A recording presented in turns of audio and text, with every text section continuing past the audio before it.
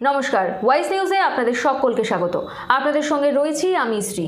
যেটা জানা যাচ্ছে, সংসদের দুই কক্ষে বিরোধীদের একটানা স্লোগান। অবশেষে মণিপুর নিয়ে মুখ খুললেন প্রধানমন্ত্রী নরেন্দ্র মোদী। মণিপুর কো ন্যায় দো, মণিপুর ওয়ান্টস জাস্টিস। অষ্টাদশ লোকসভার প্রথম অধিবেশনে প্রধানমন্ত্রীর প্রথম ভাষণ চলাকালীন এই স্লোগানে মুখরিত হয়েছিল সংসদ। কেন মণিপুরের হিংসা নিয়ে এখনও নিশ্চুপ মোদী, প্রশ্ন তোলেন বিরোধীরা।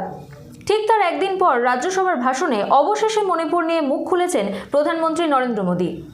সংসদে বুধবার নরেন্দ্র মোদী বলেন, মণিপুরে হিংসা কমছে, রাজ্যের অধিকাংশ এলাকাতেই স্কুল খুলেছে, শান্তি ফেরাতে সম্পূর্ণরূপে চেষ্টা চলছে। প্রায় 500 জনকে গ্রেফতার করা হয়েছে ইতিমধ্যেই, 11,000-এর বেশি এফআইআর দায়ের করা হয়েছে।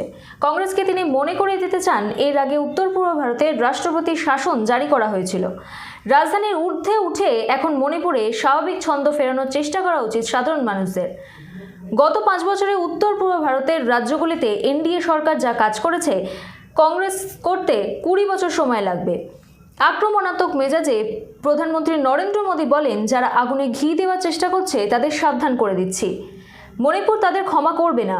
হিংসার পাশাপাশি মণিপুরের বন্যা পরিস্থিতি নিয়েও এদিন মন্তব্য করেছিলেন প্রধানমন্ত্রী নরেন্দ্র মোদী। তিনি বলেন, কেন্দ্র সরকারের পক্ষ থেকে সাহায্যের হাত বাড়িয়ে দেওয়া হয়েছে, বন্যা পরিস্থিতি মোকাবেলা করতে আমরা প্রস্তুত।